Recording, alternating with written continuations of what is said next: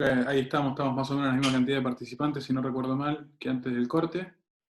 Eh, Así que seguimos. Bueno, estábamos con la incidencia que tiene el recurso en lo que es el nacimiento del plazo de caducidad para demandar al Estado.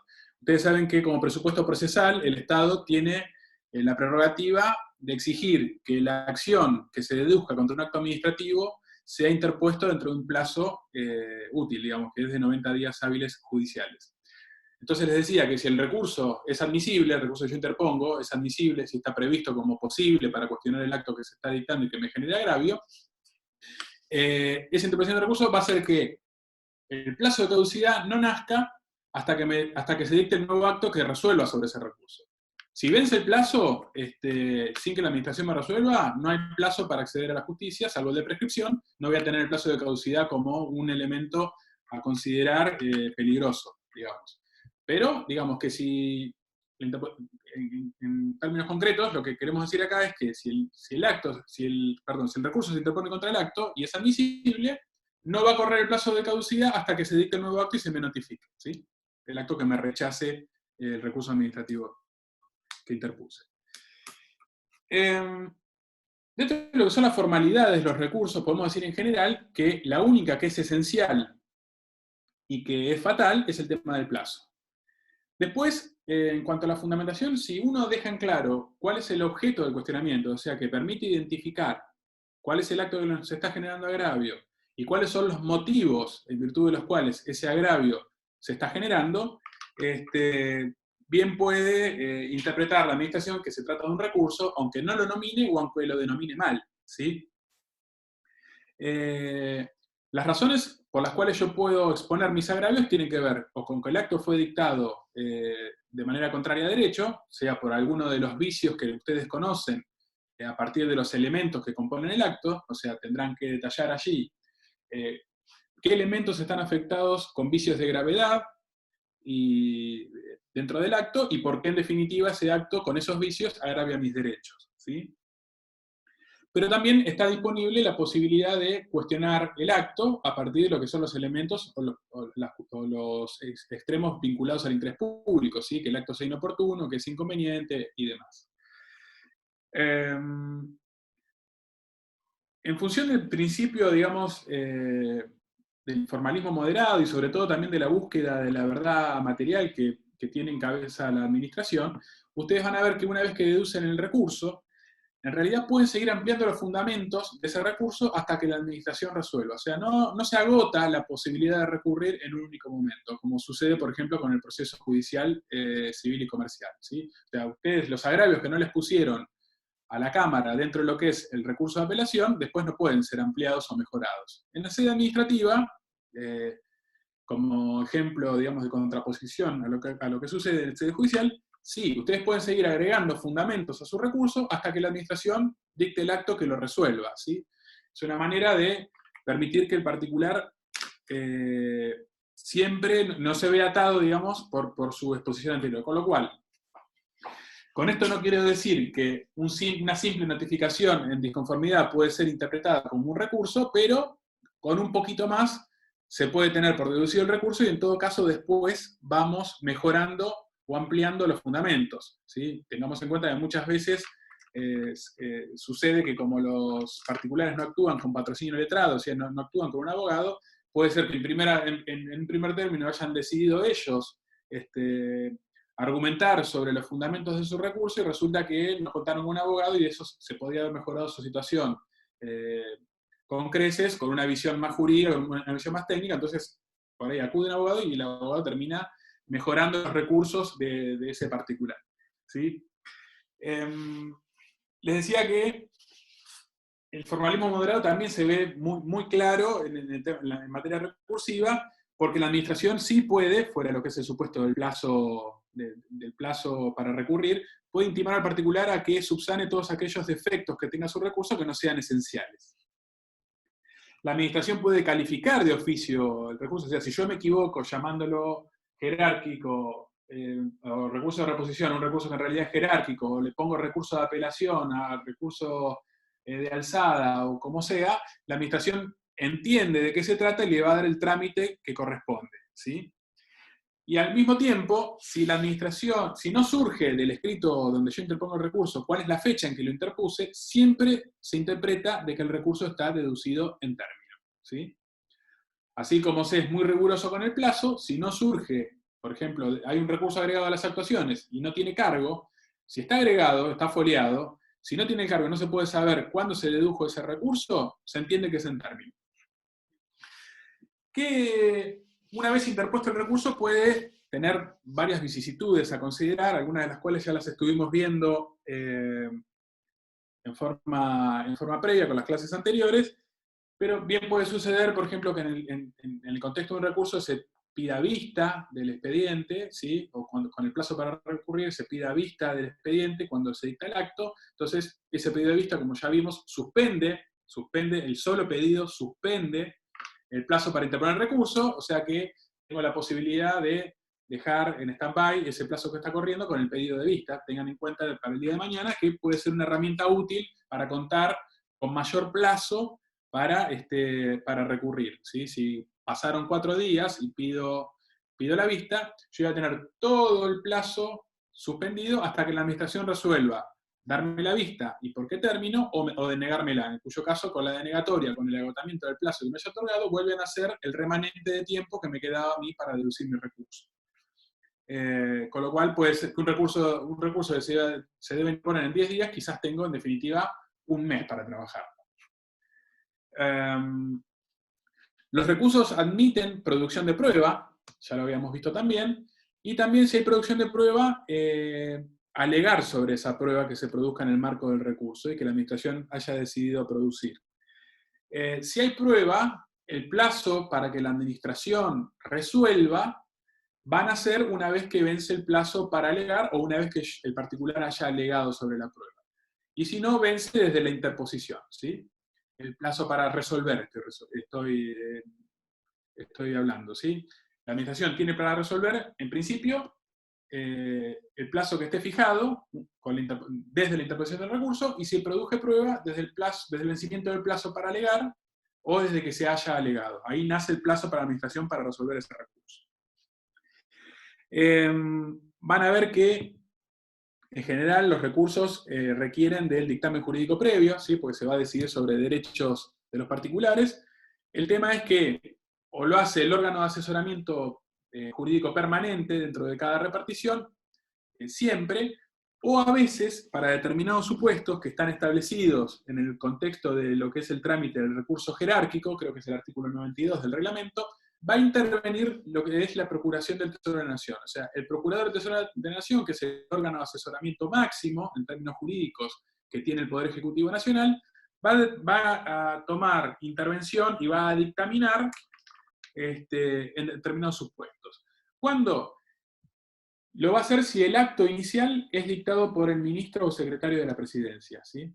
El acto definitivo es dictado por el ministro o secretario de la Presidencia y yo interpongo un recurso jerárquico que va a resolver, al fin de cuentas, el presidente, ahí dictamina al Procurador del Tesoro.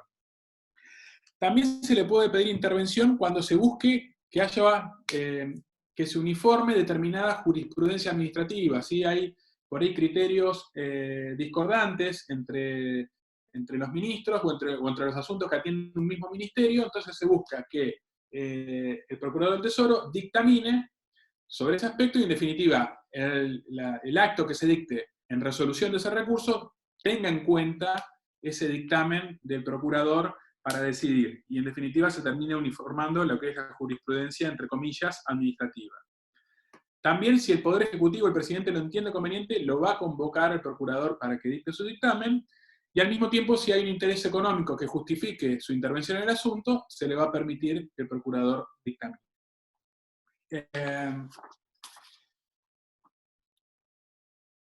¿Cómo va a resolverse el recurso? Bueno, el recurso puede ser que sea resuelto en sentido favorable, o sea que la administración diga sí, el planteo del particular es correcto, el acto del inferior o mi propio acto o el acto del órgano superior del ente autárquico o descentralizado es incorrecto, entonces se tome ese recurso, se revoque el acto, eventualmente el acto anterior se deje sin efecto y se me tome mi planteo y se plasme esa recepción de mi planteo en la parte dispositiva también del acto que resuelve el recurso, o sea que puede haber un acogimiento total o parcial, con lo cual se da o la revocación o la sustitución del acto anterior o su modificación, o puede haber un rechazo del recurso.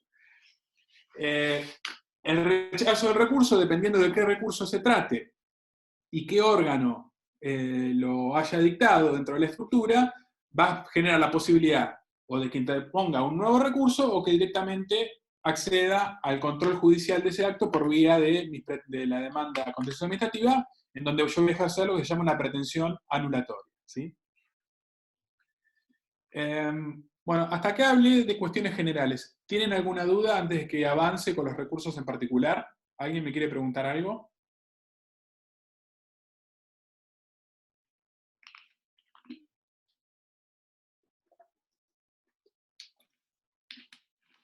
¿No? Bueno, sigo. Dentro de lo que es el menú de recursos que prevé el ordenamiento nacional, tenemos el recurso de reconsideración o reposición o revocatoria. Depende del libro que agarren, lo puedes denominar de distintas maneras, pero atienden al mismo fenómeno. La regulación en el reglamento está en los artículos 84 a 88, perdón, y es un recurso que se dirige a solicitar que el propio órgano que dictó el acto que me genera gravamen lo revea y en todo caso lo modifique, lo derogue, lo revoque de acuerdo a mi planteamiento. Y esa admisión del recurso puede ser total o parcial. Tengan en cuenta como característica entonces que se interpone ante el mismo órgano y lo resuelve el mismo órgano que dictó el acto que me genera perjuicio.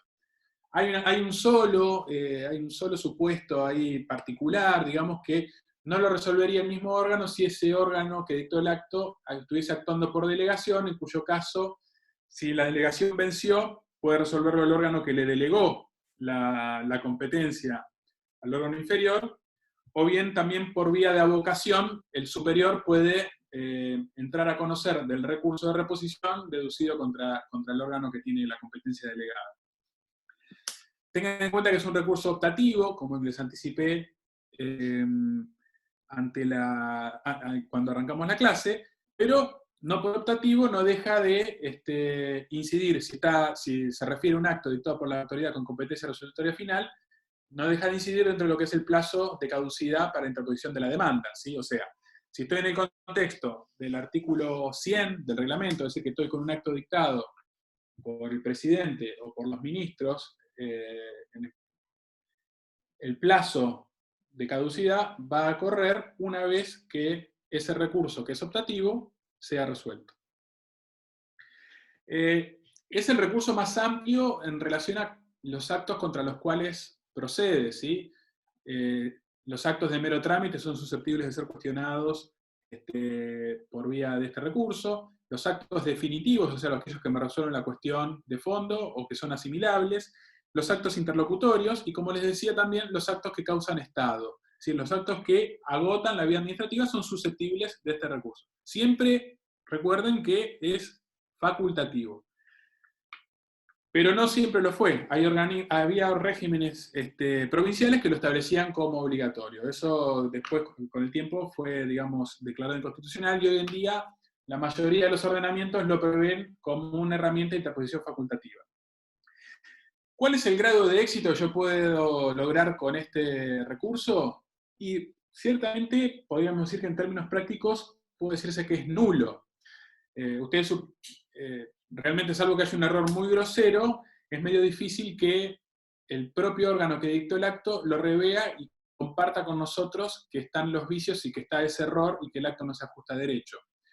Pero a veces se puede interponer este recurso con fines de estrategia, digamos, de estrategia del particular, porque a lo mejor avisora que hay un cambio de autoridades, un cambio de funcionarios, que puede llegar a ser más permeable a admitir el cuestionamiento que yo hago. Si me dictan un acto, por ejemplo, que me perjudica a 10 días de cambiar el gobierno, y por ahí puedo jugarme a que, deduciendo el recurso de reposición con nuevas autoridades, pueda hacer que con una visión distinta de un funcionario nuevo, ese recurso sea admitido, ¿sí? O sea que pero ciertamente no se ve mucho en la práctica que los órganos admitan que se equivocaron con el acto anterior y que lo revoquen, digamos, a instancias de un recurso de reconsideración. En el régimen nacional, el plazo para deducirlo es de 10 días, ¿sí? Desde que se me notifica, el acto de gravamen, y la administración tiene 30 días para resolverlo desde que lo interpuse o desde que, como les dije antes, si se produjo prueba, desde que vence el plazo para alegar o desde que hubiese alegado.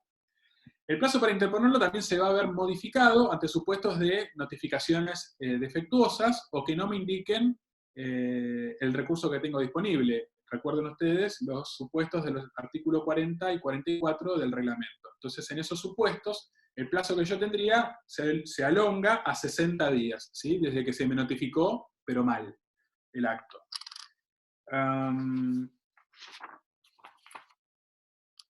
El recurso de reconsideración siempre lleva implícito el recurso jerárquico. Es decir, que si no estoy frente a un acto que causó Estado, ¿sí? Un acto dictado por la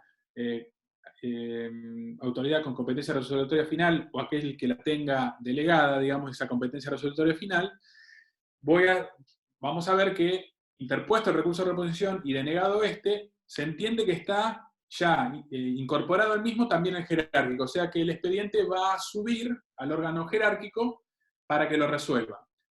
Y se me va a dar un plazo para que yo mejore, digamos, los argumentos de ese recurso inicial, porque seguramente tengo el acto inicial, tengo el acto que me resuelve mi recurso de reposición en sentido negativo, que quizás agrega algún argumento, entonces al particular, antes de que resuelva el superior, se le da un nuevo plazo para que mejore los argumentos de su recurso inicial. Bueno, con eso quedaría cerrado lo que sería el recurso de reposición. Después tenemos lo que se llama el recurso jerárquico, que, como anticipamos, es el único de interposición obligatoria a los efectos de agotar la vía administrativa. O sea que si yo no estoy ante un acto dictado o por el presidente o por un ministro en ejercicio de su competencia resolutoria final, o incluso un órgano inferior a ellos que la tuviese delegada, el recurso jerárquico es de interposición inexorable. O sea, el particular siempre tiene que deducir ese recurso para poder hacer revisar ese acto y de esa manera, una vez, digamos, resuelto, sí poder acceder a la vía judicial. Si yo no deduzco el recurso jerárquico en término, el acto va a quedar firme y va a ser irrevisable, ¿sí? Irrevisable. Por lo menos en términos obligatorios y por fuera de lo que es los supuestos de la denuncia de legitimidad o del recurso de revisión, va a ser irrevisable por el Poder Judicial. Se argumenta que por una cuestión de estabilidad de los actos y el principio de división de poderes, la administración no puede quedar sujeta a un control judicial cuando el propio particular no activó en término oportuno el cuestionamiento que correspondía. Entonces, por definición, tenemos que el recurso jerárquico se deduce ante el órgano inferior y lo resuelve el órgano superior, ¿sí? Y entonces el órgano superior termina revisando el acto del órgano inferior. Ya les anticipé quién lo resuelve, en qué supuestos se agota la vía, también lo mencionamos, y siempre procede contra actos definitivos o asimilables a definitivos. Ya no vamos a tener disponible el recurso jerárquico para actos de mero trámite o interlocutorios, si es que no se los puede asimilar a definitivos. Entonces, el objeto del recurso jerárquico son órganos emanados, mejor dicho, actos definitivos emanados de órganos, cualquiera sea su jerarquía, ¿sí? Vamos a ver que si estamos hablando de un ente autárquico, que es como una persona, es una persona y tiene una organización propia, digamos, en sí misma, si el acto no está dictado por la autoridad superior del ente autárquico, sino por un inferior, vamos a tener a disposición lo que se llama el recurso jerárquico menor, que en realidad se lo llama así para distinguirlo de lo que es un recurso jerárquico dentro de lo que es el ámbito de una relación de descentralización o de tutela, ¿sí? Pero impone que Si yo tengo un órgano director, digamos, como órgano inferior, y tenemos que el órgano presidente directorio, pongamos de alguna manera, es la autoridad con competencia resolutoria final dentro del ente, voy a tener que agotar la vía dentro del ente, para poder recién acceder a la vía judicial o eventualmente plantear el recurso de alzada, que también es optativo. Ya lo vamos a ver, el recurso de alzada. Entonces van a quedar excluidos los dictámenes, obviamente, los proyectos de acto, los actos interlocutorios y los actos que causan estado. O sea, si yo tengo un acto que ya está, me agotó la vía, no procede el recurso jerárquico. En todo caso va a proceder el recurso de reposición, ¿sí? Pero si no, ya tengo habilitada la vía para acceder a la instancia judicial. El plazo para recurrir, o sea, el plazo para deducir, para que el particular deduzca este recurso, es un poco más amplio que el de reposición, es de 15 días desde notificado el acto, ¿sí? Y el plazo para resolver de nuevo es de 30, y se computa de la forma que ya dijimos para el recurso de reposición, ¿sí? Desde que recurrí, técnicamente en realidad, no desde que recurrí, sino desde que se eleven las actuaciones al superior. Una vez que se elevan las actuaciones al superior, ahí le corre el plazo al órgano jerárquico para resolver este recurso, ¿sí? Muchas veces se generan críticas porque el órgano inferior puede retener las actuaciones y, en definitiva, si no las envía, si no las remite al órgano superior para que decida el recurso jerárquico, se está, de alguna manera, trabando el trámite. Para eso tenemos, por ejemplo, el recurso de queja, ¿sí? Para desactivar esa inercia de la administración, esa pasividad, tenemos el recurso de queja para que eleven las actuaciones. Y si no, porque si no, no correría ese plazo. Les anticipé la obligatoriedad que tiene el dictamen jurídico previo y los casos en los cuales interviene o podría intervenir la Procuración del Tesoro de la Nación como órgano asesor.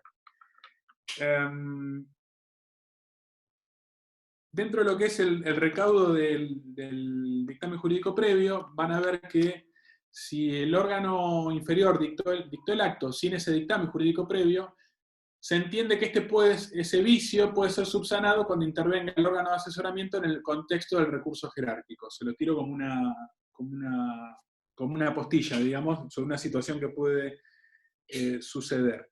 Al mismo tiempo, el dictamen jurídico previo no generaría vicio que haga caer el acto si el acto termina siendo favorable a un particular, ¿sí? Y bueno, les hablé sobre las consecuencias de no deducirlo cuando él mismo se concibe de forma obligatoria. La resolución en el contexto de este recurso puede ser expresa y puede ser, dentro de lo expreso, favorable al planteo, con lo cual el acto del inferior se termina revocando, modificando, sustituyendo, de conformidad con el planteo recursivo del particular, o puede darse que la administración no resuelva, ¿sí? Guarde silencio, en cuyo caso ya tengo habilitada la instancia judicial y no tengo plazo de caducidad para deducir esa demanda, ¿sí? Si la administración no se expide, una vez agotado el plazo que ella tiene para resolver, yo puedo ir ante el juez en cualquier momento, no me va a correr el plazo del 25 de la ley, sino que puedo ir en cualquier momento con el único riesgo de la prescripción de la acción, ¿sí? Únicamente. ¿Vamos bien hasta acá? Sigo. El recurso de alzada. El recurso de alzada, también conocido como de apelación en el régimen de la provincia de Buenos Aires, es aquel que se deduce contra los actos definitivos dictados por el órgano con competencia resolutoria final dentro de un ente autárquico u otro fenómeno de centralización. Pueden ser entes públicos no estatales, este recurso también comprende a los actos que sean dictados en ejercicio de función administrativa por las sociedades y empresas del Estado, ¿sí? Eso lo van a ver, no lo van a ver en el cuerpo del anexo del reglamento, sino lo van a ver en el artículo en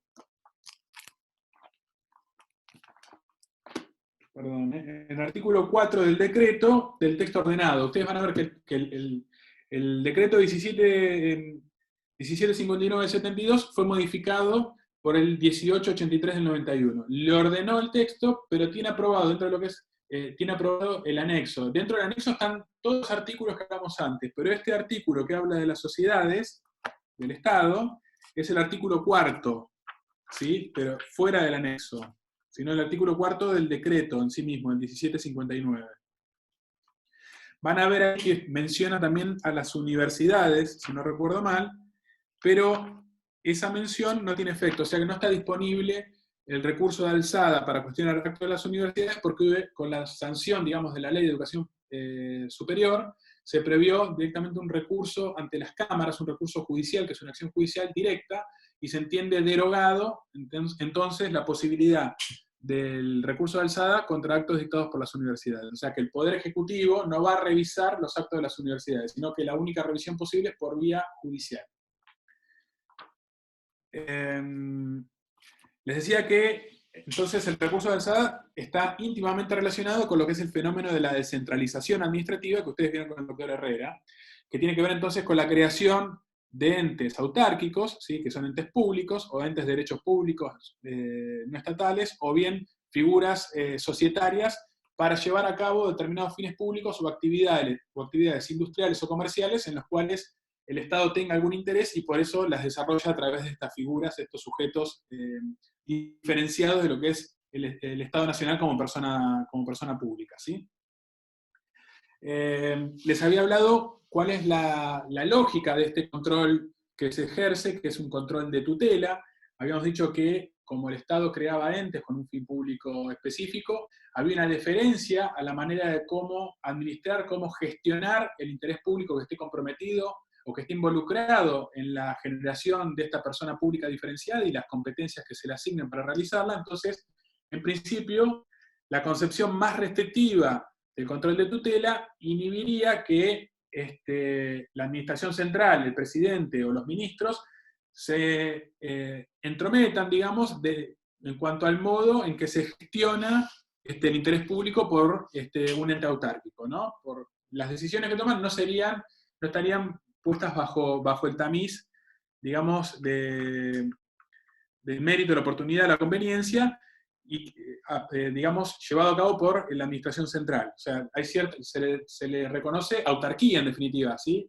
Criterios propios para decidir cómo gestionar ese interés público. Entonces, se habla de un control, en esta concepción, pero limitado. ¿Limitado a qué? Y limitado a la legitimidad únicamente, en principio.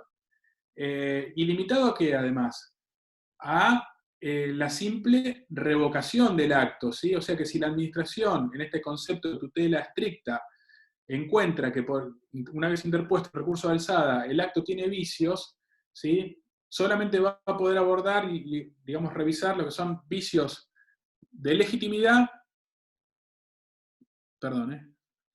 vicios de legitimidad y limitado únicamente su accionar a hacer lugar al recurso y revocar ese acto, pero no va a dictar uno nuevo, digamos, modificándolo o sustituyendo el acto viciado del ente autárquico.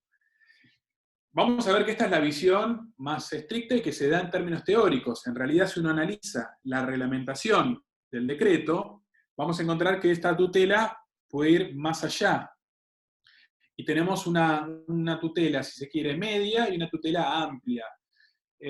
La tutela media se da con los entes autárquicos que cree el Congreso, ¿sí? En ejercicio de facultades exclusivas, por ejemplo, el Banco Central. Es decir, que y se prevé que sea solamente sobre los aspectos de legitimidad y, digamos, en principio limitado a la revocación del acto. Pero vamos a ver que ya, digamos, abre una ventana, el reglamento abre una ventana y establece que si la norma de creación, digamos, de ese ente que genera el Congreso en ejercicio de una facultad exclusiva le permite un alcance mayor a ese control que va a ejercer la Administración Central puede avanzar, por ejemplo, en aspectos de oportunidad, mérito y conveniencia, y no solo de legitimidad. Y al mismo tiempo, la norma prevé que si razones de interés público lo ameritan, también podría dictar un acto que modifique o sustituya al anterior. Bien, como, en definitiva, en un contexto donde la Constitución prevé un presidencialismo muy fuerte, se le dan muchas más herramientas a lo que en términos teóricos le permitiría dar un control de tutela estricto. Y con relación a los entes autárquicos que son creados o por el Poder Ejecutivo o por el Congreso, en ejercicio de facultades concurrentes, como pueden llegar a ser, por ejemplo, los entes reguladores de servicios públicos, ese control permite no solamente avanzar sobre la legitimidad, sino también sobre la oportunidad, el mérito y la conveniencia, y no solamente limitarse a la revocación del acto, sino que si hay razones de interés público también puede sustituirlo o modificarlo. Quizás no fue muy feliz o muy clara mi explicación, no la siento así, pero bueno, no se preocupen porque todo esto que les estoy diciendo, les preparé un mini, digamos, resumen como para que lo analicen, ¿sí? Entonces, si tenemos que conceptualizar al recurso de alzada, en definitiva el recurso de alzado es el que permite, el que materializa este control de tutela de que le estamos hablando, y se dirige contra un acto definitivo o asimilable dictado por el órgano superior de un ente descentralizado, autárquico o no autárquico, y también contra este tipo de actos que en ejercicio de función administrativa por las empresas y sociedades o las figuras que están mencionadas en el artículo 4. ¿Y por qué les recalco en ejercicio de función administrativa? Porque generalmente esas empresas se las dota de un giro comercial o industrial que está regido en su objeto por el derecho privado. Entonces, eso que está regido por el derecho privado no va a ser susceptible de recurso administrativo porque no es una manifestación de función administrativa. Pero hay otras decisiones que pueden tomarse en el seno de estos entes que sí tienen que ver con ejercicio de función administrativa y sí pueden quedar cuestionados, digamos, por vía de este recurso. Les aclaro que es un recurso optativo, o sea, el particular no necesita de la revisión por la Administración Central vía este recurso para luego acceder a la sede judicial, sino que podría el particular acceder directamente a la revisión judicial mediante una demanda, pero tiene la opción de tratar de revisar ese acto por la Administración Central y ver qué suerte tiene, digamos, cuando lo analice el Estado Nacional, ¿sí? Ahora, el hecho de que sea optativo tiene implicancias. Si yo deduje el recurso de alzada, no voy a poder acceder a la vía judicial salvo que lo desista, entre comillas, ¿sí? Que desista este recurso, en cuyo caso ahí me van a hacer el plazo de caducidad. Ustedes tengan en cuenta que el desistimiento que yo les pongo entre comillas con relación a este recurso no tiene el mismo efecto que el artículo 67 le da al resto de los recursos. O sea, si yo tengo un recurso jerárquico y lo desistí, el efecto inmediato es que el acto me quede firme y ya no pueda ser revisado. En el contexto del recurso de alzada, yo puedo bajarme del recurso y a partir de ahí, ¿sí?, me van a hacer el plazo de caducidad. Pero no tengo como efecto la firmeza del acto y la revisibilidad judicial de ese acto por ese desistimiento que yo decido, ¿sí?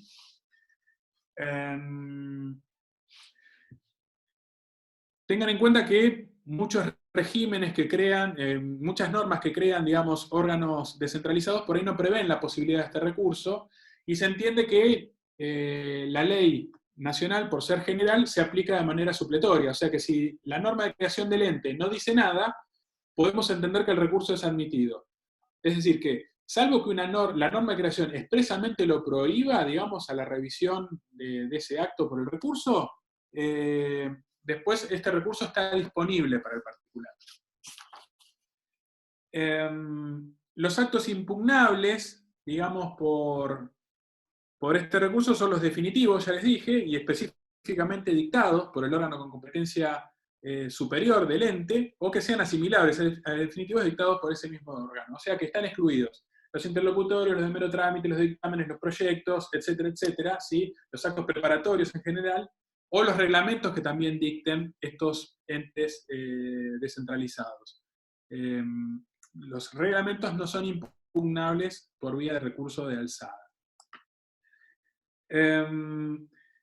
Van a ver que hay este tipo de entes descentralizados, a veces no están solamente compuestos por el Estado Nacional, sino que pueden ser de composición mixta, a veces pueden ser interjurisdiccionales, pueden ser entes creados por el Estado Nacional junto con otras provincias, en cuyo caso este recurso de alzada va a ser admisible siempre y cuando el acto de creación, que en definitiva es una confluencia de voluntades de las distintas acciones, así lo permitan. Si no lo permiten, no va a estar disponible este recurso, ¿sí? El plazo de interposición es de 15 días y el plazo de resolución es de 30 días, desde que la administración central reciba el expediente que le es remitido por el ente descentralizado. No está previsto en la norma cómo debe tramitar el recurso, pero se entiende que se le aplican las normas del trámite del recurso jerárquico de forma supletoria, ¿sí? Así que ese vacío que tiene la norma, a ver, perdón. Constanza tiene una pregunta. Denme un segundo, voy a programar otra reunión, porque se me está por vencer esta. Denme un segundito, por favor.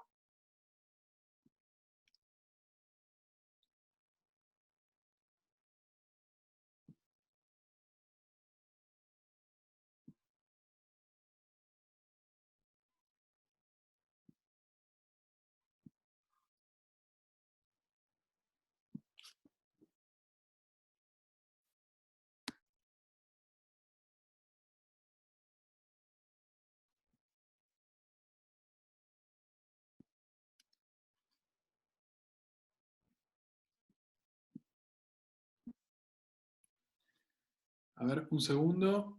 Perdón, no, espero haber hecho bien.